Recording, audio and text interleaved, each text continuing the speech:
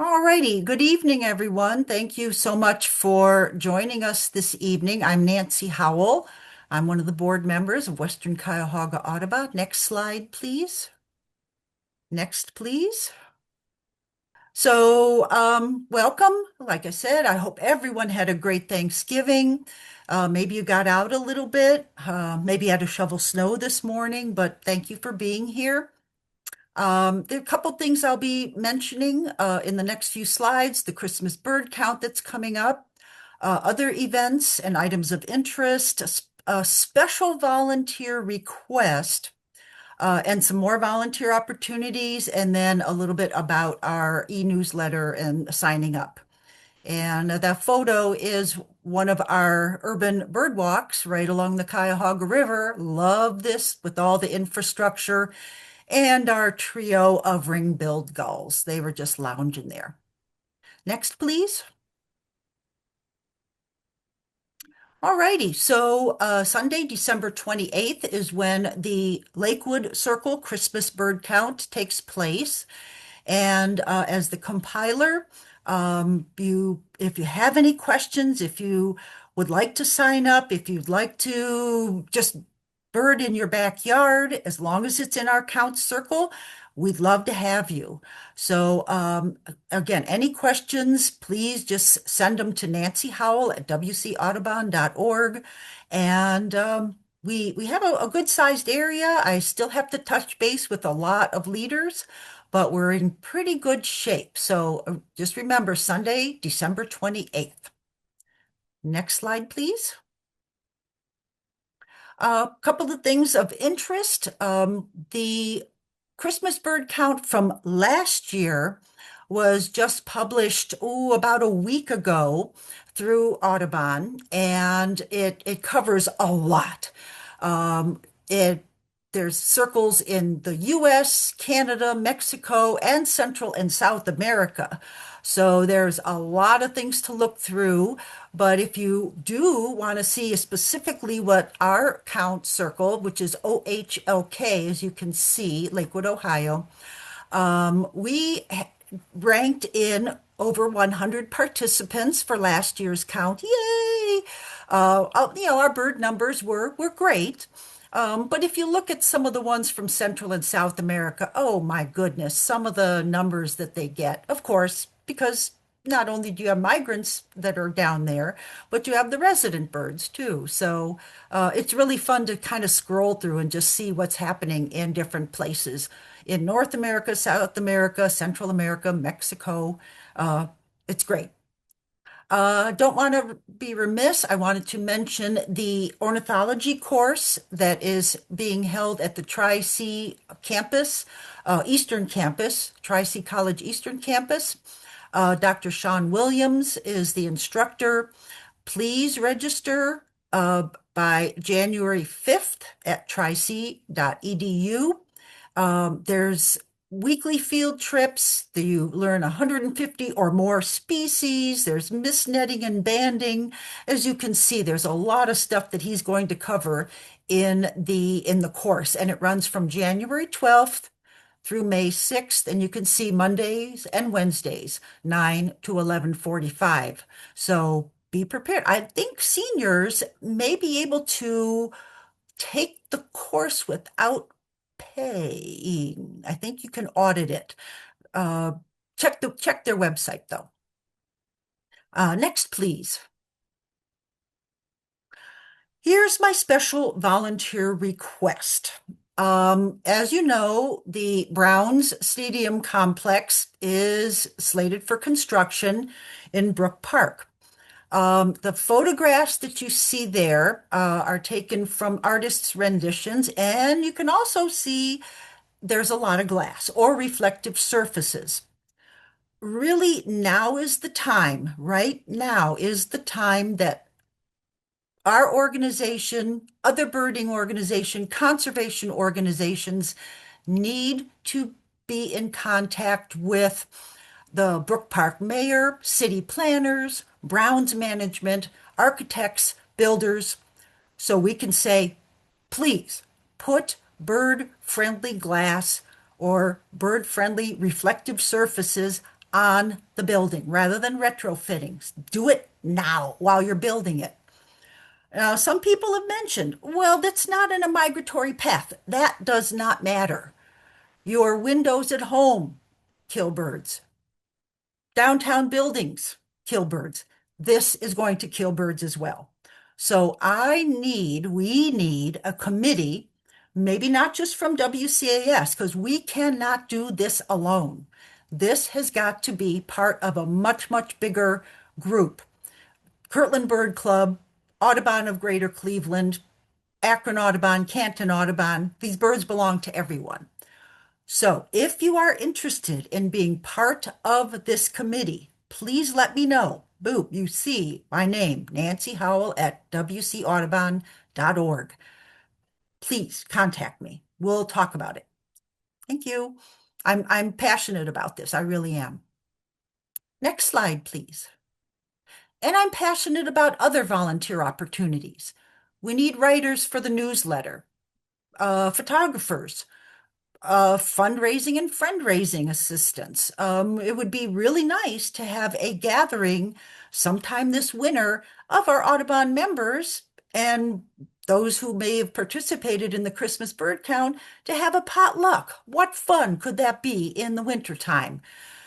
But I can't do it alone. We need assistance. And then, of course, helping at special events. So please, please, please, please look and see what you might be able to help with, just maybe a couple of hours a month. Next, please. And of course, keep informed of through our e-newsletter and become a member of Western Cuyahoga Audubon at www.wcaudubon.org.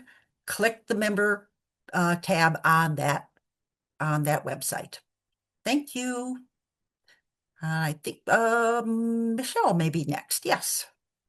And I'm next. All right. Thank you, Nancy. All right. So I'm going to talk about our upcoming bird walks and how you can connect with us on social media. All right. So we have the second Saturday bird walk coming up next week, Saturday on December 13th at 9 a.m. We meet at the Rocky River Nature Center between the upper and lower parking lots. And then we take a few hours to walk the Nature Center trails. Bill Dunninger, Dave Gress-Kemper, Ken Gober, and Al Rand are our leaders for the walk. And that golden crown kinglet picture, that was a bird that we saw at November's second Saturday bird walk. It was a beautiful bird. It was really low, and we were on a section of the trail that was like raised up over the rest of the surrounding habitat. So we actually got to kind of look down on this bird instead of up. And it was a really neat perspective to have. So hopefully we have more birds like that this month. And then I have a QR code right there that'll take you to our calendar event. Where you can add it to your calendar or RSVP or whatever you want to do. All right, we also have a bird walk coming up in January at West Creek Reservation. So that is the first Saturday in January, January 3rd at 9 a.m. We're meeting at the Watershed Stewardship Center of West Creek Reservation, and I will be leading that walk along with Nancy Howell and Al Rand. And we had this walk last January and saw that Merlin that's pictured there. So I can't guarantee another Merlin, but hopefully we'll have more good birds like that. And then a QR code for that walk as well. And we're not having our Tremont walk this month because of the Christmas bird count. And then finally, please follow us on social media. We're on Facebook, Blue Sky, Instagram. Use hashtag WC Audubon if you post any bird or conservation related pictures. And then we're on YouTube at WC Audubon is our channel where I post all of our Zoom meetings and anything else that I can. All right, and that's it for me. Thank you. Thanks. Thanks, Michelle. Drina. Okie dokie. Hello, everybody, and welcome to our discussion about this season, season 6. We finished up close to home last October, But coming up in the brand new year, January 20th, it's a Tuesday from 7 to 8 p.m., we're going to be discussing Wild America, which is a classic of American naturalist writing by the father of field guides, Roger Tory Peterson, and his English counterpart, James Fisher. He was quite a media person with doing radio and television programs and being in the publishing business, a great birder. And then in April, we're going to discuss Return to Wild America, which is Scott Weidensaul taking Roger Tory Peterson and James Fisher trip and doing it again and comparing it for 50 years later. And this year happens to be 2025 is the 70th anniversary of Roger Tory Peterson's book and the 20th anniversary of Scott Weidensaul. Next slide, please. So Wild America, here's a picture of Roger Tory Peterson. The book has many pen and ink drawings, and there's one featured here of a penguin. They're beautiful, beautiful drawings. And Roger Tory Peterson considered himself foremost an artist. Now, the book was written in 1955 and it is out of print. It's not in libraries, unfortunately, but it is available on Amazon and eBay and thrift books. I looked today and there are copies available. There are so many editions, you'll see so many different covers for it. So this is the original. Next slide, please. And here's a picture of James Fisher. They first met in 1950 at a conference in Sweden. And Roger Tory Peterson was there not only for the conference, but to work with James Fisher, who was a nature editor for a publishing company. And Roger Tory Peterson was hoping that they would publish his European bird field guide. And James Fisher was already ready to say yes. And but then they became great friends and great colleagues. And Roger invited James on a trip to do birding in America. Next slide, please. And what they did was they did the rather grossly the perimeter of North America, starting in Newfoundland, New York. They were in Appalachia, and then they spent time in Florida, Miami, Corkscrew, Dry Tortugas, then over to Brownsville, Texas, and into Mexico, up into Arizona, Colorado, and then the coast. And then they actually went up to Alaska. Okay, this is 1955, before interstates. They did this all in 100 days, and it was so carefully planned by Roger Tory Peterson. Kind of a work of art in itself. Next slide, please. This video on YouTube is about 9 minutes. It's a overview of Roger Tory Peterson called The Foremost Naturalist in the World. It's a wonderful introduction. Next slide, please. Then if you ever get a chance in Jamestown, New York, which is so well known for Lucille Ball's hometown, this is the Roger Tory Peterson Institute, and it is a working institute. It's dedicated to natural history education, and it houses all of Roger Tory Peterson's works and arts. So hope to see you Tuesday, January 20th. Thank you. Thanks so much, Drina. All righty. Amanda is not able to be with us this evening. So next slide, please. I'll just chat quickly about the bird-friendly coffee, saving birds one coffee bean at a time.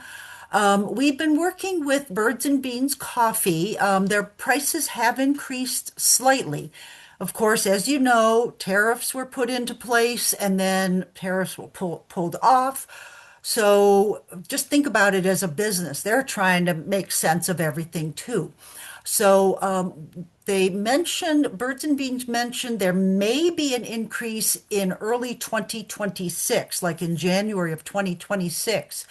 So our organization is still going to be providing the Birds and Beans coffee because it is probably your most environmentally responsible and least expensive of the bird-friendly coffees. And that coffee is delivered to you. You don't have to go and pick it up. We deliver it to you. Anyhow, what we're asking is that instead of the January date that we normally have as far as make putting your order in, we will be putting the order in on December 31st, just so, again, we don't have the higher price. So if you can get your order in by December 30th, that would be the best, midnight, I December got a 30th. nixle earlier from City of If you can get your order in by midnight of December 30th, then then we will place the order on December 31st. And again, this is replacing the January 2026, January 10th, 2026 order, just so we don't get that increase of price. And we'll keep you informed as much as possible about Birds and Beans Coffee and their prices. So thank you for listening to my spiel. Next, please. Okay, Marianne Ramito could not be with us this evening. She is the Climate Watch coordinator for all of Northeast Ohio. And Climate Watch is the event that takes place 2 times a year, winter, and you can see the date, January 15th to February 15th, and then in the summer, or late spring, early summer. Next slide, please. And what you do with the Climate Watch is Marianne assigns you a square, a certain area. You pick 12 points. They're stationary points. They have to be a certain distance apart. And just keep track of 5 species of birds. 5, that is it. American goldfinch, eastern towhee, eastern bluebird, and the 2 nuthatches, white-breasted and red-breasted nuthatch. So you go out, if you can do it all in one day, those 12 points, boom, done. And we're asking that Saturday, January 17th be that one-day event. But you don't have to do it that day. Again, anytime between that January 15th date and February 15th. And Marianne has a video, as you can see, or if you don't watch the video but would like more information, please contact Marianne. Take a photo of this slide from whatever your device you're looking at, and please contact Marianne. Or you can always contact info@wcaudubon.org, and I can get that information to Marianne. Okay, next, please. All right, we're getting down to brass tacks here. January, our speaker will be Randy Minotaur. She's an author and a freelance writer, and she's done a number of books. She is going to be talking to us about how birds created the world and other stories from the complete language of birds. Maybe some of you have read this already. But if not, maybe you want to pick it up. This is not our speaker series. I mean, this is not our book discussion, but this is our next speaker program in January. It's on Tuesday, January 6th at 7 o'clock. And we hope that you'll be able to join us for that program. But this evening, next slide, please. We are going to be taking a view at Mother Nature's boundless beauty through the eyes of a photographer, with Hal Mitcheltree being the photographer. Next, please. The presenter, like I mentioned, is Hal. His photographic journey dates back over 40 years when he captured images of the Rocky Mountains, where he loved to hike and backpack. His portfolio quickly expanded to include other nature subjects, ranging from macro images of flowers, trees, and ice to landscapes which span the seasons.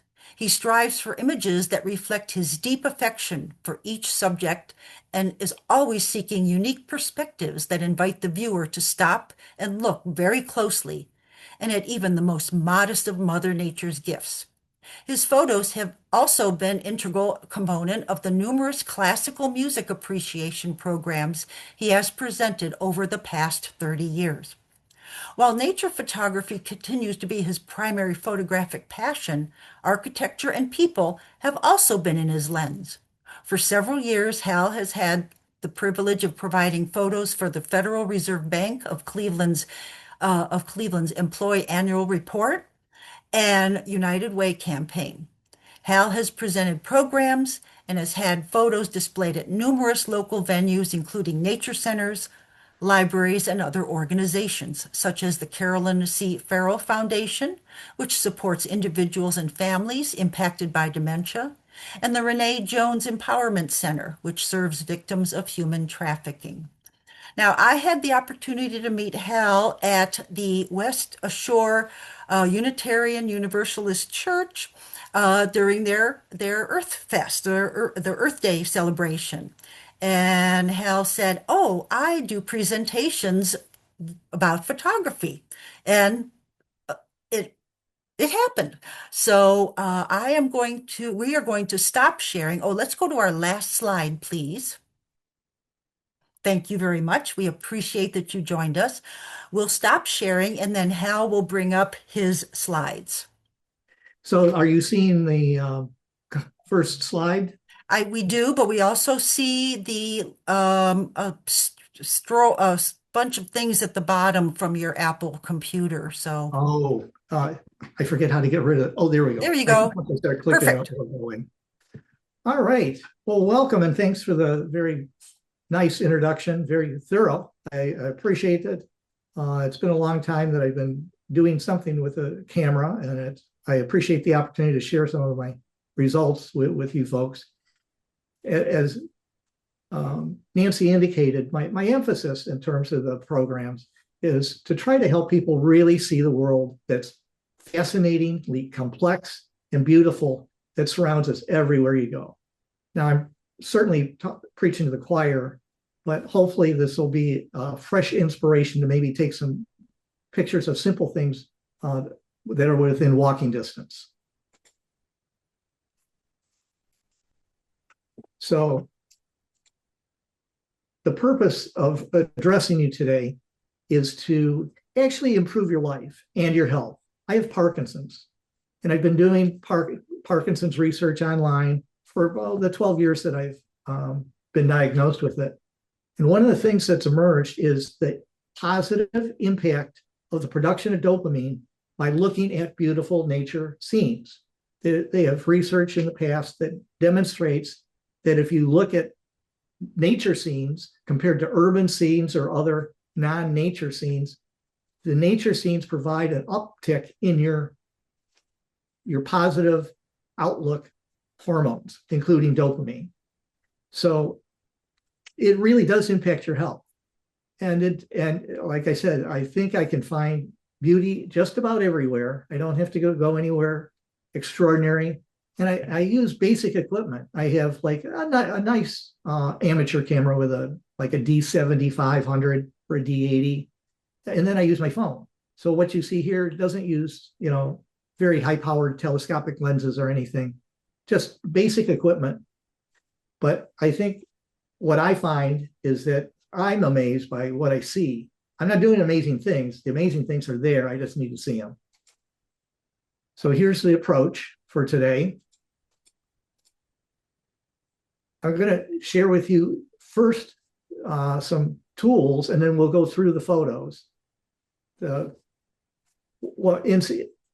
It's hard for me to know how many people are attending. How many people are on the call, Nancy? We have 7 participants. Oh, well, then let's change our game plan. If you had 25 people, then we needed the grouping. As I go through the slides, speak up.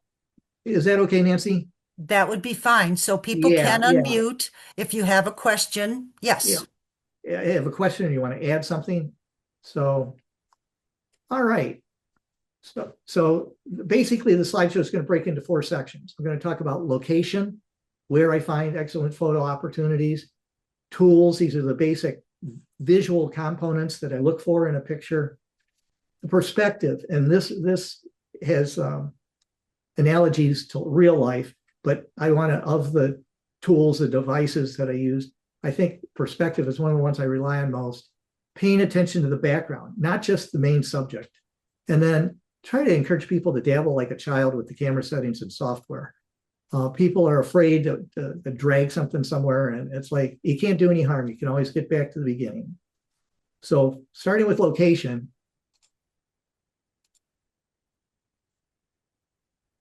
here's the bank that I go to, and most people see, there's some hedges and some signs and some glass. Oh, Nancy, I want to come back later and talk about the glass thing with the birds, and bricks. This is a picture of a bank at the parking lot. Not very attractive, but I think this is what the artist gets to see, the photographer gets to see. You get out of your car, you get down on your knees, and you look up close. And suddenly there's this vibrant tanglement of color and shapes and species and states of, seeds versus leaves versus stems. And it's just fascinating. Here I get out of my car, there's a puddle, and the puddle has leaves in it. All I do is accentuate the color, bring out the same colors that are there, just make them more intense. And that becomes energizing to me. Here, this picture I took in the waiting room at the car wash. And this gentleman with all the scales stared back at me for at least 5 minutes without moving. His strategy was, if I don't move, this big guy on the outside of the terrarium won't eat me. And it worked. So I just kind of went along my day, but this is fascinating to find in a car wash. Kind of makes you want to go wash your car more often. This was outside Heinen's. I walk out, I've got my bags, I got the cart, I stop the cart, I get down low and take a perspective of shooting through these tulips that were being offered for sale around Easter. This is in a doctor's office. So I'm waiting around in the lobby, and they have an aquarium, and I was able to get a nice shot of this fish, plenty of colors, lots of actions, amazing interaction with the coral in the background. You can see how they were camouflaged naturally as a survival strategy. Here's a photo outside Bob Evans. So I walk in, walk out, that brilliant red and this white in stark contrast. And it's just, to me, it's like, okay, I don't have to go anywhere other than where I eat, where I wash my car, the doctor's office, and get in and out of a parking lot. Here, this is my screen door with raindrops coming down, and I'm looking at it at a steep angle, and the colors were there. I didn't add colors. Again, I just accentuate them. I make it what's intense, really intense, and things that are kind of weak, take them away and just make them black, perhaps. This I actually have a video of with the soundtrack to it on my website. Any questions or comments on that? That's the first section, the where. I'd be interested to hear what each person has to say in terms of where they find surprising where they've taken pictures and were caught off guard by how much photographic potential we're able to tap in some unusual places. Anyone?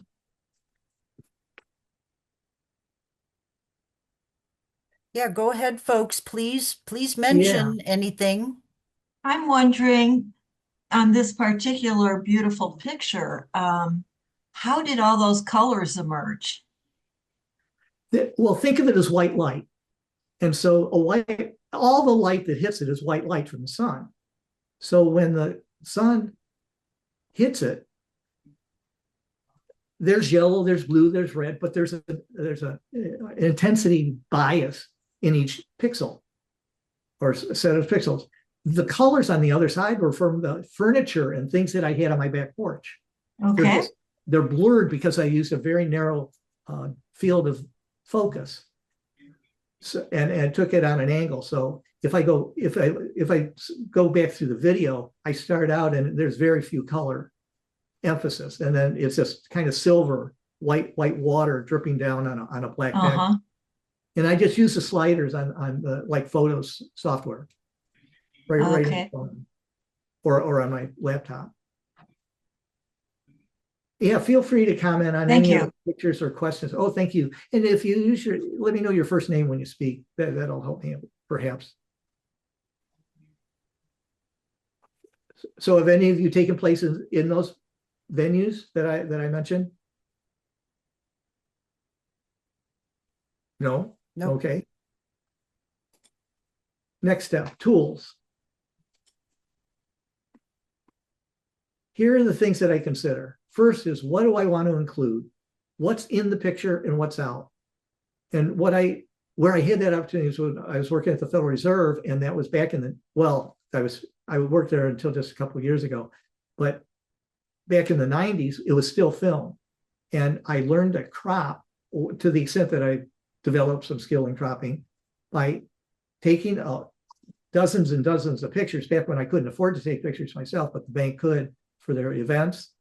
And I would take those and I would take a piece of white paper and lay it over the portions of a picture that I thought weren't adding value until I got down to what was really remaining of interest. So it's really the content, what's included and what's not. Perspective, I'm going to get into depth on this more, but that's, am I like some of these pictures, like I get down to the aquarium or the other ones, I'm down on my hands and knees. You can't take the picture just standing up and being convenient. So changing angles, focal points here, like in this picture, there's really a focal point is right in the center, which you don't normally do, but for this context, it works. Depth of field, I use a lot of depth of field to remove things from the picture. It's kind of like taking the background out of the formula.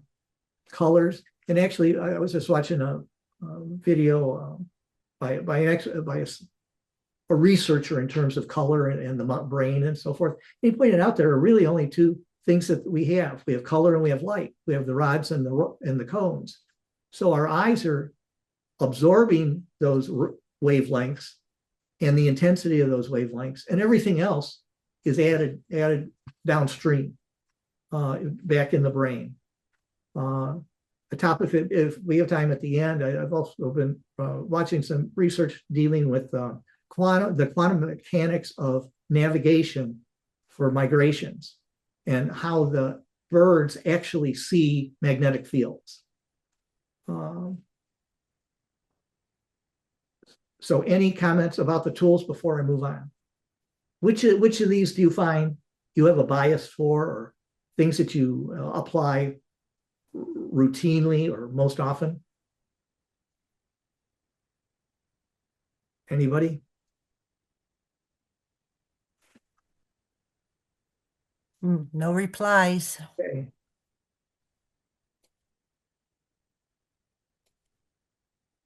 Okay, so now we're going on to perspective. Okay. Take and look at things from different angles. So what does each person, we only have 5 people, what does each person see here? Nancy, you want to start? Wow, it looks like, well, first of all, it's in black and white and shades of gray. So again, a little bit of texture comes out. I'm getting more texture, an edge, little spiky things. Okay, so yeah, as opposed to warm and soft and cuddly, this is kind of brittle. Right. Sharp. Okay. How about anybody else? What strikes you about it? Well, there's depth, with the image, whatever that is in the front, and then there's behind. Yeah. So it's got about a ½ inch of focal range. Okay. Right? And everything else is blurred. But you know that the object, whatever it is, continues out. Anyone else? Okay, change of perspective. This is the same leaf. Oh my. Wow. Okay. Yes, to me, that was a wow moment when I laid these side by side. what do you see now? So, Oh anybody? my, really? What Mosaic, strikes you here? I mos see a stained glass window. yeah, mosaic And, of and, many and colors. specifically, what's this mosaic doing? It's patterns. It's It, feeding the plant. It's taking mm, this is your highway for food in and out. oh, So okay. it's taking the photosynthesis process and delivering sugars to the rest of the tree. And the rest of the tree is feeding this water and minerals. So it can build the leaves and the structures. Now, the network, they're finding that animals like slime mold can do as effective job, if not better, than engineering PhD people in terms of the shortest path to get from food A to food B or through a maze. That animals and plants have figured out that this is the most efficient way to get nutrients in and products out. And I believe it's called fractal, is the discipline. How about the background? It's obliterated, creating real strong contrast in lighting, strong contrast in color, strong contrast in lines. And where do we go? Let's go back to the toolbox. So light, colors, depth, focal points, perspective, content. We have one leaf. So really it's just the focal points. To me, there's the ridge is the only thing that's singular that might be a focal point, but it's really interesting anywhere my eye goes. Any other comments on this one? Well, I'm just wondering how you were able to capture the, the structure, like how powerful is the camera that it could capture Well, that? well, there's different approaches. If I use my SLR, my Nikon 7500, I can use my telephoto lens and just get in close. I Mhm. have a macro lens that I can use that I could attach. And then if I'm using my phone, it's just got so many megapixels. I don't have to be super good with I don't need a high-tech solution. I just need to use as many pixels as are available, and then I can enlarge it without damaging the clarity. You know what else I'm noticing is there's the light. It looks like there's light from above because it catches the edge of the leaf, but also from behind because it, like I say, it looks like a stained glass window.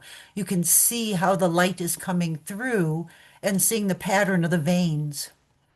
Well, then actually, you're right to see the difference, the light, and the light is behind the leaf. The white part that you see Hmm. is how the sections where I didn't go in and put black pixel by black pixel.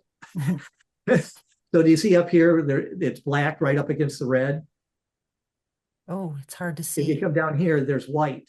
That's Hmm. because the white should have been black pixels. Oh, The software, as I grab the shape, and and my life is too short to go get every white pixel, but it worked. All right.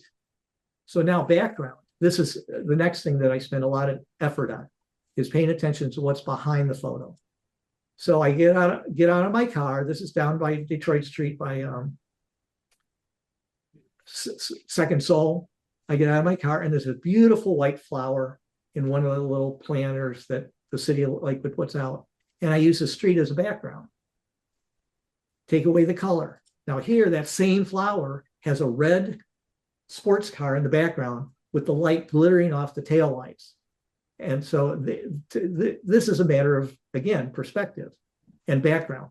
So I take a different perspective, a different angle on the flower, but what really changed was the background.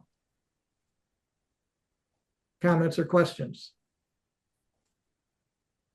Is that changing perspective something that you typically do when you're taking your photos or no? I don't take photos, so but it's Okay. such an interesting juxtaposition. Well, you can do this without taking photos. That's the Yes, key. You yes, can take your cat or dog around the block and yes. do Oh, the sure. exact same thing. You just carried it in your head instead of Yes, on a camera. yes. Uh-huh. Anyone else? Yeah, I don't take photos either, but you're right, keeping them in your head. That I like that. And think of it as though if you were taking your grandchild on a walk through the park and you saw something, you would kind of reflexively say, "Oh, look at it. Isn't that pretty?" All I'm saying is look at it as pretty from different angles. Teach the child to look at it from underneath, from on top, from the side, with the wind blowing it, with light behind it, and create a passion for the variety that you can get from the simple things. All right, now we're into the meat of where you want to be, birds. How many are any of you photographers? No? Well, I Michelle am. is. I Yeah. know Michelle, one of our board members, is a photographer. Okay, Michelle. What have you gathered so far? What would you say resonates with you, and what would you add to what I've said so far? To what you've said so far. Different perspectives. I often like to get lower. I'm 5'9", so I'm kind of, on the taller side, and I do like getting down on a knee or even laying down on the ground to get photos of birds, especially if the bird is on the ground for that different perspective. I have to laugh because when I get down on my stomach, like you said, to get a worm's eye view, Uh-huh. I'm always concerned that the neighbors are going to call the police to have them take me back to the nursing home to get me back to where I belong. It's like, or people will ask, "Are you okay?" But yeah, I have some pictures down the road here that I think Oh, take that's advantage of happened. I mean, to me, worm's eye I view. have seen something out my window and wanted to get a better photo of like a really good bird. And I Yeah. had my hair up in a towel because I had just showered and I ran outside with my hair up in the towel and took my pictures and Well, that's what wondering, you have to okay, my do. neighbors are gonna think I'm completely nuts. Well, but that's what you have to do because the opportunities are fleeting, especially with Yep. birds. Yeah. Well, Michelle, didn't you even mention that kinglet that you photographed, it was at a very different perspective. You were on a hill looking Hmm. down at it as opposed to it being in a tree and you looking up.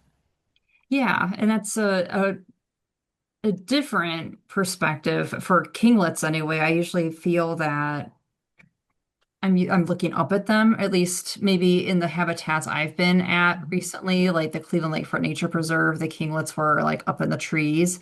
So it was really fun to see one that was lower. And maybe by its perspective, it wasn't lower because it was downhill. It was as high up as it usually is, but we just happened to be above it. And that was also, yeah, that was a really fun perspective. Okay, so now I have a couple dozen. Are we good on time? Nancy, how much time do we have left? A little over half an hour, 35 Oh my, minutes, something like oh, that. good. Then I can take a comfortable pace. All right. So this picture has the backstory to this one is I was walking around Sandy Ridge and it's a lake, nearby lake, and it was kind of not very busy. And I heard this rustling as the trail got on the far side. And about 20 feet in front of me, I just heard rustling. I took my camera up in my hands and I saw a bird start to come across the trail and start to fly.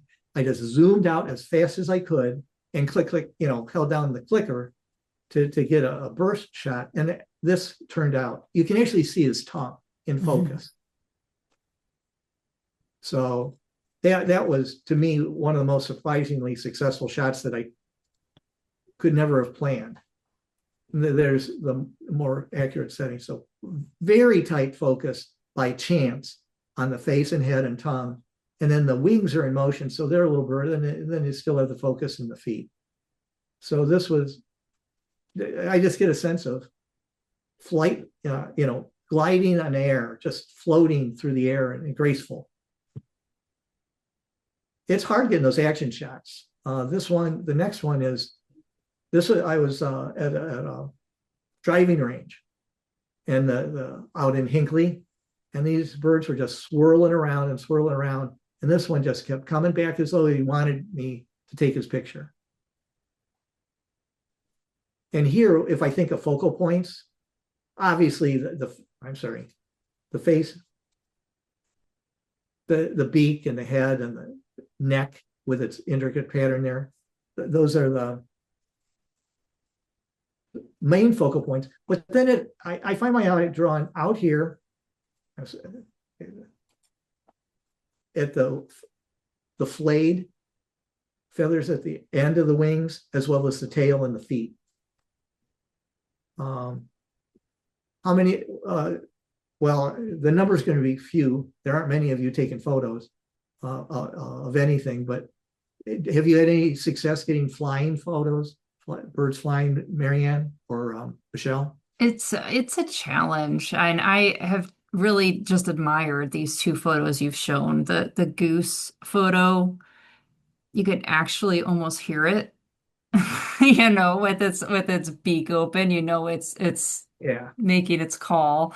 But yeah, really great photos. I don't have quite the skill yet, and I hate to blame my camera. It probably is me. But I feel like I have to be right on it for it to focus, or else my camera just won't take the shot. I do have I've gotten lucky a few times. These are fantastic luck plays photos. a part. Yeah. On these shots, I might shoot 100 and I get this one. Mm-hmm. And that's the difference between paper printed copies and electronic. If I was shooting for film camera and having to print them to see what they look like, I wouldn't have this picture because it'd be too expensive. Oh, for sure. Digital photography has revolutionized this now, industry. doing away with the color on this, for me, it brings greater attention to the structure. I don't know how you folks have a preference for color or black and white. I find an interest in both. I Same. like that vulture picture because just what you said, it enhances the design, the feathers, just everything. Yeah, rather than focusing on the color. Right. Yep. Yep. So in contrast, here's color. So you have, instead of flying, they've got their wet bellies and they're paddling around. You see the circles of the concentric circles of a wave pattern coming out. I tried to capture the ripples with the color behind coming off the trees and the leaves. So this is kind of chaotic, but pleasant.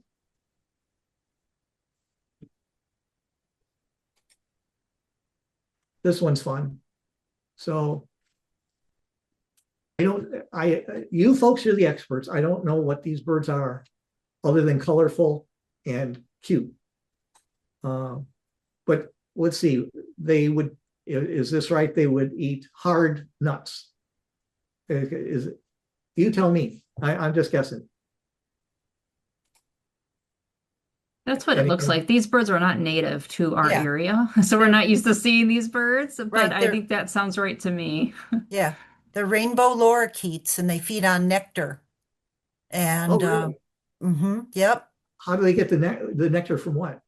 Flowers. They actually kind of stick their tongue is like a little bristly brush, and they stick their tongue in there. So if you go to the zoo and go to their Australian exhibit, this is what comes to the little feeders, and they feed them some kind of honey and food stuff. Yeah. Rainbow lorikeet. I love them. It's hard for me to not personify them. It's like they definitely, to me, are interacting with each other in a non-trivial way. That's how it strikes me anyway. Now here's color. Now let's go to black and white. Nice. This is from, you'll see on TV the roadside zoos that are really yucky. Well, my son was in the Cleveland Youth Wind Symphony, and they traveled to New Zealand and Sydney, Australia on concert tour. And I followed along. And this was at one of those roadside zoo things that the tour bus stopped at. And it was a filthy, dirty, cluttered pen that this poor animal was kept in. But I got rid of everything except the bird, including got rid of the color. And to me, this is elegant.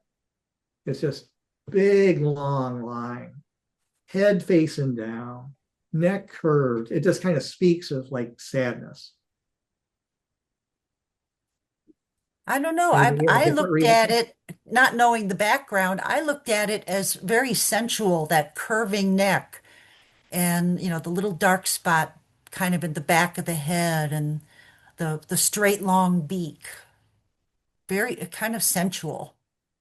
Well, as you say that, it would be kind of like a 1930s movie with a Yeah. beautiful woman with Yes. Grace Kelly kind of thing, Yeah.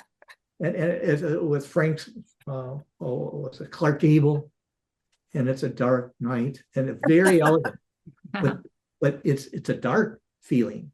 Yeah. It's not uplifting. You don't feel like getting up and marching and cheering. So yeah, there's a gentleness to it. I agree. You would want you want a dance partner that can feel like that. Let's go back to color. So this is a mom walking her little ducklings down by Coal Lake in Berea, and it's just cute. This is like, but it took a lot of shots because one time her foot's over his face, and the other time he's got his head turned around. So again, you can burn a lot of virtual film trying to get those shots. Here's what that I think would be interesting. Let's see if you can guess what this is.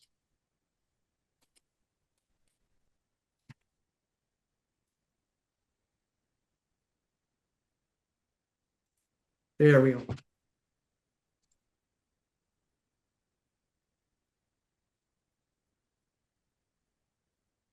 Anyone want to conjecture what you're looking at here? Well, I know what it is, but I'm not going to say it because I want somebody else to talk. Anybody? Come on, folks. Put it in the chat if you want. Okay, Nancy, go ahead. Spill the beans. Is that the close-up of a feather? Yep. So I'm not sure whether it's from a red-tailed hawk or a hen that the red-tailed hawk ate.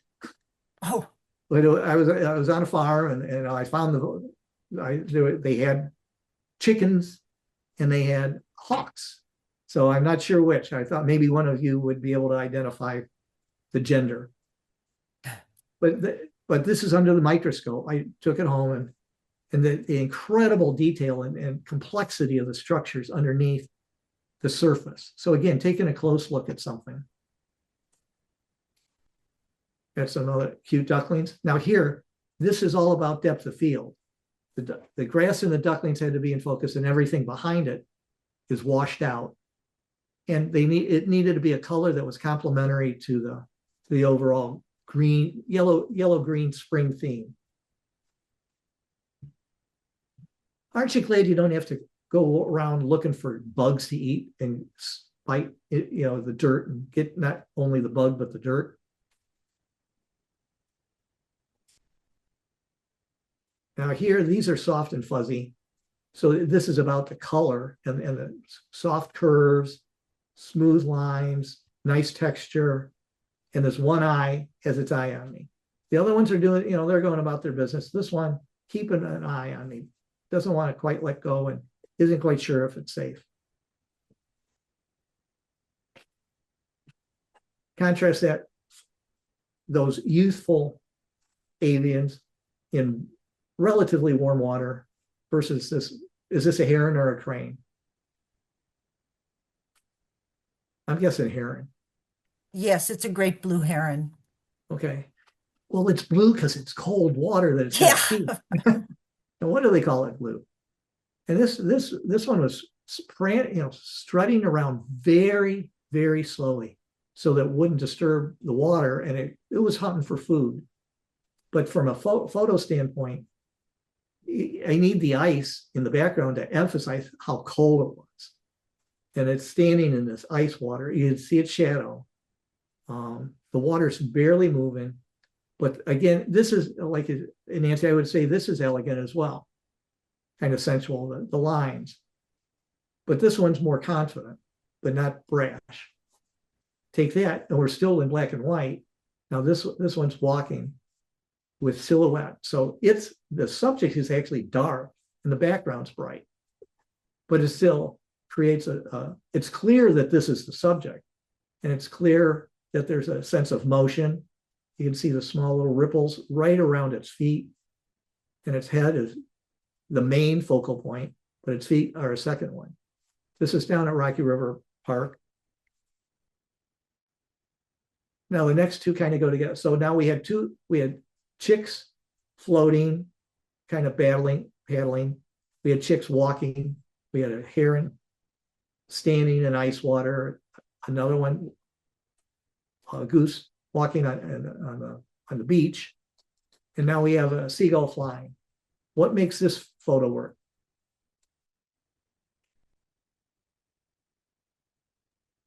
What makes it work? Yeah. I appreciate that you left space in front of the Here. goal in which to move. It's flying into that open space. As opposed to having its nose up, and your attention then goes to the rear tail. And it's like, well, that's not where you want to be. Right. Again, it's eliminated the background by a very short field of focus. So you can see even the feathers on the far side of the tail are starting to not be in focus. So getting the focus real tight. And Lisa said in the chat that the blurred background makes this work. Yeah. And the blurred has some texture. There's dark pot, there's kind of a hint of waves in the back, but it doesn't detract from your attention being right here. And part of it too is this curve, is how all the curves come together to create an aerodynamic animal. Nothing is flat and square. Everything is rounded. It's kind of like the anti-radar jets, and how all the surface, no surface is flat. Everything's curved to have the air flow over it smoothly without any abrupt changes of direction. So we go to the next picture. We add the background, and we add another bird. Now you get a sense of real energy as opposed to grace. And you see catching the individual drops. I know a lot, and I do it at times as well, kind of do a long exposure and have the water be blurred. But in this case, the bird is static, but the water it looks like it could be holding its own right there, but the water is just churning away. So the water's churning from upper left to lower right. The birds are going from right to left, from upper to lower. So there's a crisscrossing of energy in terms of the content. Any comments? You mentioned it, Hal, that energy. That's what I see, and not only in the water, but in the flight of the birds. And they look like they're just doing fine, whereas that water looks just angry. Yep. It's got an attitude. Yep, definitely. So this is out at North Chagrin Nature Center, the pond out there, and he's just looking at me, and he's like, "Okay, what are you going to do?" I see a lot of people walk back here. I love the triangle here. Oh wait, like here, right there. There's a triangle in the shape of the beak and the eyes. There's this whole focus of his precious real estate on the front of the face. Look at how compact it is and how organized it is to do one thing: look forward and get food up through that tiny little mouth. Now, I don't know who does its nails. The background's blurred, but it has color. So it's not just a flat background. It creates, like here you have some dark and then some dark here. You have some brown, got some brown here, got some green, surround kind of framing the bird as well. So that was part of what I was looking for. What anybody know what type of bird this is? It's a female red-winged blackbird. Female red-winged blackbird. Sorry, Mm-hmm. my fingers, I hit too many buttons. There we go. Yeah. You could see that on her shoulder, there's a little, Chip, she got a chip on her shoulder. yeah, there's like a little red spot there. Well, let's see where. Yeah, right there, right exactly where you're pointing. Okay. So the males will be solid black, but on their shoulders, they have like a big red patch and then a little yellow stripe under that patch. Okay. And so this is the female of that species. Very good. But and you can see the little hairs down here for feathers. Right down there. Okay. So here we have, wait, go back to the goose. This is at Bria with the fountain in the background. And that creates like this aura of light. So I'm using the subject itself, the goose's head and neck, to block some of that. And then you have this green outer halo in contrast with the gold, and you got blue and white. So this is, to me, this takes advantage of color and the line and contrast. So real high contrast where the head and the waterfall meet, with diminishing contrast as you move away from that area. Any comments there? Yeah, I love this photo, and I love how the back of the bird seems just really shiny and slick and almost like metallic compared to that bright light. Mm-hmm. Yeah. And then how that stands in stark contrast to the black. Straight Yeah, into I love it. This is a gorgeous photo. Thank you. This is down by the Lorraine power plant. And this one's about, I love the detail. I couldn't leave room above the head because it was like there were things above and below that made fitting it in more loosely impractical. So, but the green tint to the beak or the bill, the detail right here, you can see hair, feathers, reaching over the eyes, subtle hues, and orange. There must be a reason why they're orange. Anybody with technical knowledge why so many orange shows up in terms of the feet, the lower legs? That's a good question. I don't know why orange on mallards. Don't know. I mean, yeah, it's below the water, so it's probably not a mating thing. So there's got to be, maybe they eat a lot of carrots, but I mean, that's not.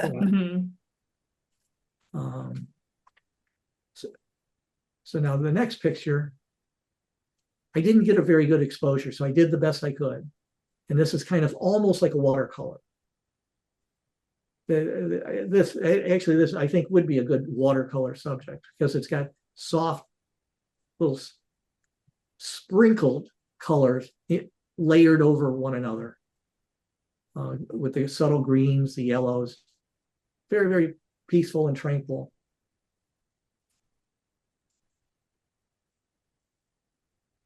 How about this one? How does this strike you?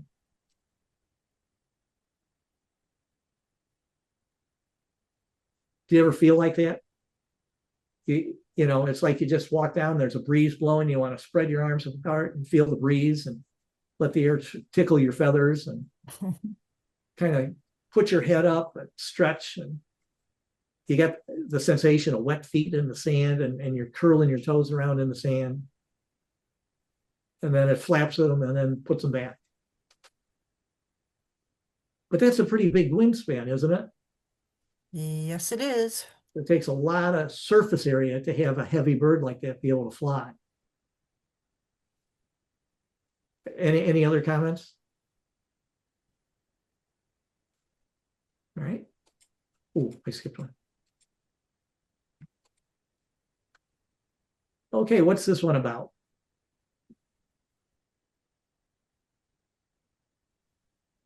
Color. The pattern in the water. Yeah, Mhm. and the very, very subtle shadations that suggest gentle waves and a time of year. And then you have the duck with its wake. You know it's moving. You just know it's moving, but it's not moving. It's two-dimensional. And I say, you see the little dripple, it's little shine Oh, there at the tip yeah. of the beak. This is calm.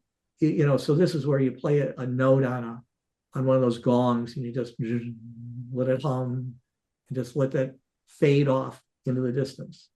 As opposed to this, with the same species, they're all around in that cold water and moving in every which way. So this is a black and white capture from a bridge over the Rocky River ice out by Little Cedar Point. So what are the strengths of this photo?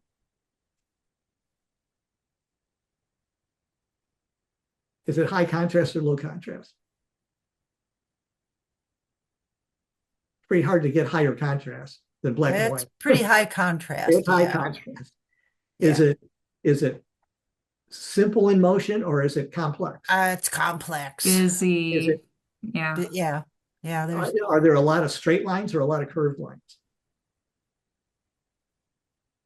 Oh, I see curvy lines in the water, on the birds' backs, their necks, heads, lots of curves. Lots of curves. Are they all Mhm. going the same direction or is it No, different directions? they're all different. Yeah, just And you basically have movement. two textures. You have this icy texture and then the rippled water texture. So this is about busy and social. Okay, there we go. You go to the next one.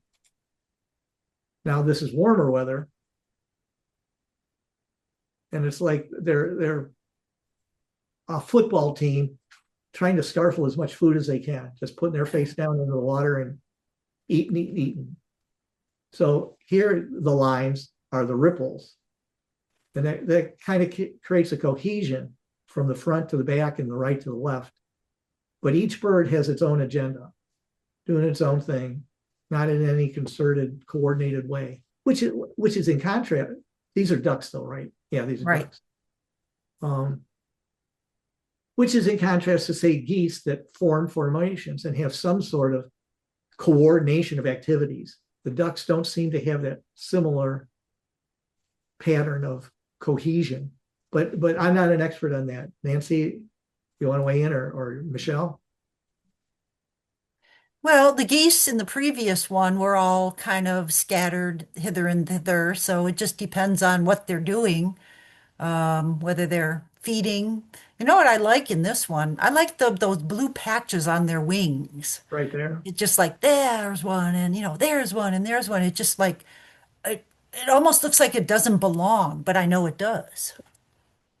Yeah, and it's why is it there? What's it doing? It wouldn't be there without a function. Right. So I love the iridescent, the colors that come out and how they not only can they see magnetic fields, they can see the ultraviolet as well. So that these colors are incredibly more vivid to the birds, no doubt, than they are to us. Okay, now I've got another picture of the bird. This one's pure black and white. It provides some background, so you get a deeper sense of distance. But here's the picture that more matters. He caught some food, so he's got it right in his mouth. Go back to the other one. That one. Oh, that's a prize winner. Thank you. In that, it's striking in its starkness. Yes. But look at that piece of snow, ice that's poking up. Yeah. And then the bird's head is poking up. So A it's very kind of like, similar curve, like this, yeah, like there, kind of yeah, replicated. yeah. Yeah, I shot probably about 20 pictures in this little section, waiting for its face and beak to be silhouetted in a way that didn't detract from it. Is that on Lake Erie? Yeah, this is down at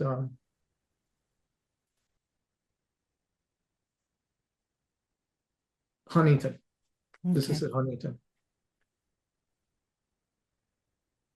No, this is Rocky River Park. Okay.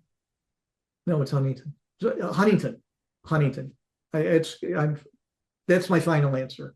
It's at the north end of Huntington, where you walk down from the pavilion and you go down, and Yeah. the water's coming in from the left, and this is the outlet into Lake Okay. Erie. So here we go. This bird, this robin, last spring, I try to talk to birds and whatever sound I hear in nature, I try to mimic it. And it's actually good for you because it forces you to use muscles and so forth. So I would repeat his song and he'd repeat it, and they're not sure whether I'm real or making fun of them, or they're not sure what to do with it when you whistle back at them. It doesn't have to be perfect, but this guy would dialogue with me every morning. So I thought I'd get a picture of him, get rid of the background, just him and what he was perched on. And he always picked the highest possible perch, guaranteed, as does this bird. So what kind of, is that a hawk or a falcon? It's a red-tailed hawk. Red, okay.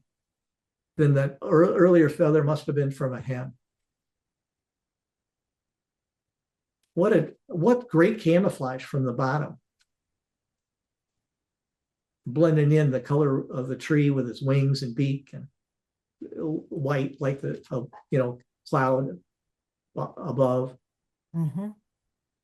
Patient, just standing, staring. And again, that beak looks powerful. Any other comments? Okay.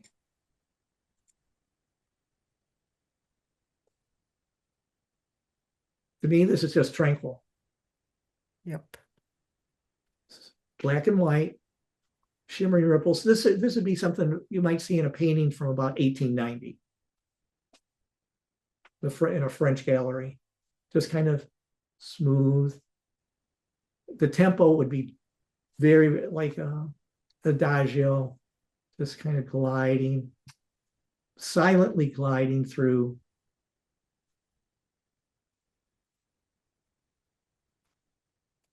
We come back to colorful chaos.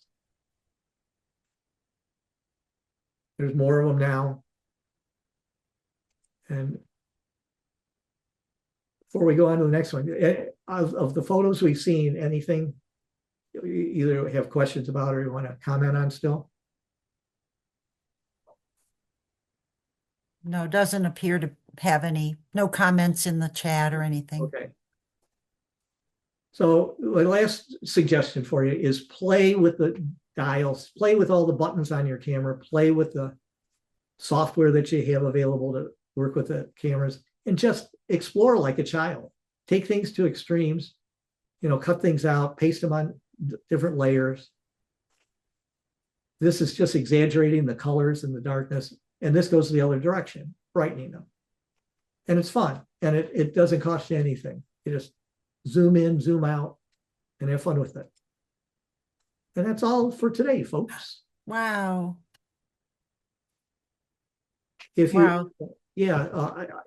Are we out of time, Nancy? I've lost track. No, we can get a couple questions. Thank you. Yeah, go ahead. This is terrific. If you would stop your share, and then we can see those who are here, and if they have their video on. Not everybody may. Say that again. If you what I stop was going to do is just show them a real quick 10-second overview of what they could find on my website. Oh, all right. Before I stop share. Okay. Are you still seeing it or no? Yes, we could see it. What do you see? The thank you. Oh, let me go here. I'm gonna go stop. I'm gonna stop share and then share the application. I only need like 10 seconds just to highlight it. And I want to share this. Here you go. not seeing it. You will. Yeah. So,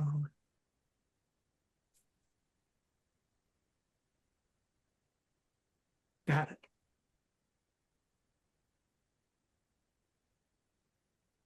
All right. Mouse. There we go. Yeah, there we go.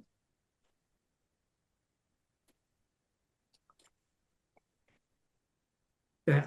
Do you see the website now? No. I'm just seeing a white box. Yeah. Stop share. Share.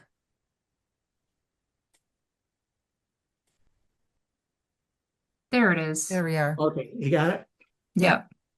Okay, so I have basically 3 sections. I've got the photos.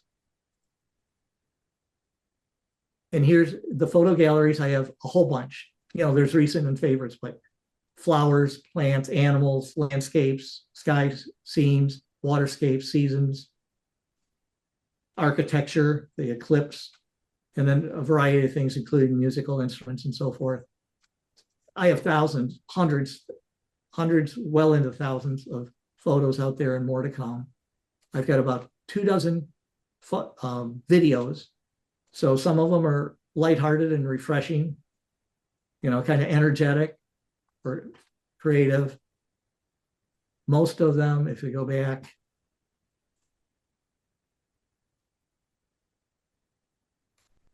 are kind of soothing. Here, I'll just start one of them.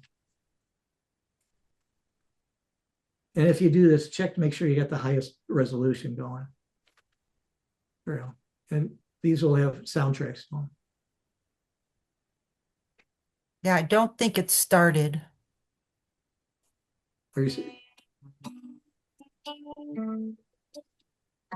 So the melodies for all but a couple of these, I take a melody from Handel or some Baroque melody and I arrange it. So I've arranged almost all of these. Are you able to hear it? You can hear something. It's a little choppy on my end. Right, right. That'd be the, okay. If you go to the site on your own, close it out. Okay. Close this.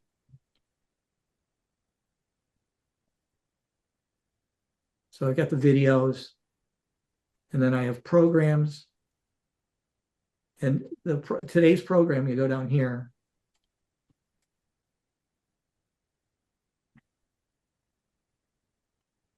Go down, and then you can download it, and all the slides are here. Fantastic. There we go. And they're PDFs. So I mean, I won't fight to try to get it all on the screen just because of the timing, but you have this, and I have, as I indicated, a number of other programs. All of these are separate programs you can view and download. Those as well. And then I have some soundtracks that I'm putting out there. And down here, I'm building a catalog of the programs that I developed and presented. There we go. I'm going to go, let me zoom. There you go. So here, I'm downloading things like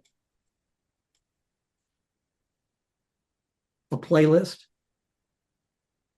So this is music, is nature music about the day or the night. And I have hundreds of pieces of music that deal with nature and classical music. And so this is one program playlist. If I go up, we've got more. Different as day as night or sounds like music to me. And you go and you read the notes, and then here's pieces you could play. And then you take this, you copy it, and you go into YouTube, paste it into YouTube. Here.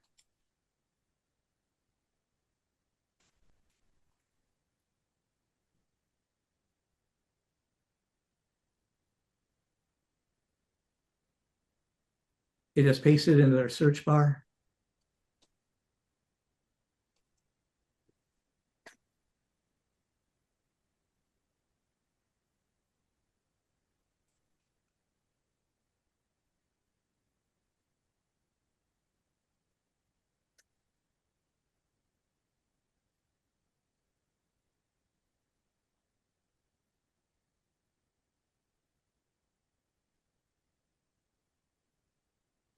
It's just slow. But hey, I'm rushing through, but the idea is there we go. Well, this is BBC. Bottom line is I'll stop sharing and I'll just talk to it. It's hard for me to do the rush with a slow computer and I don't want to waste your time. Sorry about that. But those playlists, it's like, okay, you're looking for class. I have one of the downloads has over 200 and some classical pieces of music that deal with different aspects of nature, and you can download them, take the list, and then just look them up and play them on YouTube. Well, thank you. I appreciate you taking time out of your snowy night to let me share some of my photos with you. Anything in closing? We certainly want to thank you for presenting this. And yes, it is a cool, snowy night.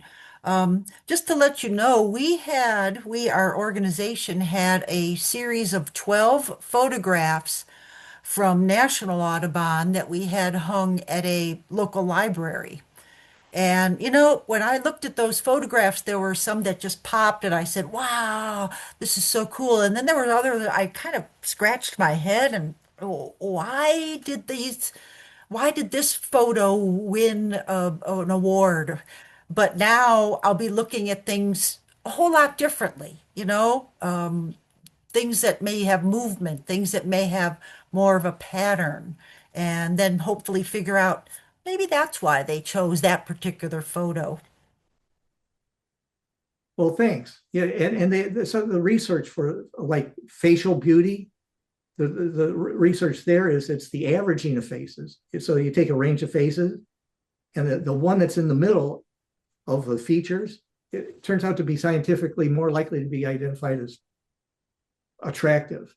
So finding out what drives what's appealing to you is part of what I was hoping to communicate today. Do you like things with high contrast? You like things with a lot of curves or straight lines or black and white? Yeah, I like black and white. It really makes things, to me, you can get to see patterns and features that color, they're there, but your eye is just more focused on the color. I don't know how Michelle feels about, do you do black and white, Michelle? I don't, but you reminded me of this one instance. Remember that uh, was it a Blackpoll warbler that we had in July at Tremont? Yeah. And I took photos of it and they were in color. And there was some debate as to, what bird this actually was. It was out of season. It should have been north and not, um, at our location. And so it was in the middle of a molt that we wouldn't typically see in Cleveland. But then Nancy, when you saw it in black and white, because it was printed in black and white, and you were like, "Oh, that's definitely a Blackpoll warbler." Yeah. Like it Yeah. was so clear. It just that different perspective helps you see that identity so much clearer. Yep. That's so true. All righty. Well, I want to thank everyone for joining us this evening. Hope everyone again had a good Thanksgiving, and hopefully you're looking forward to a lovely holiday season. So thank you so much for joining us. Thank you, Hal. Well, thank you. And yeah, Appreciate the opportunity to share with you. And all if anybody right. wants to follow up, I'd be happy to take it, a one-on-one through what I have on my site. Right. All right, Thank thank you you. so Thank much. All you. right. Have a great night. Good night, everyone.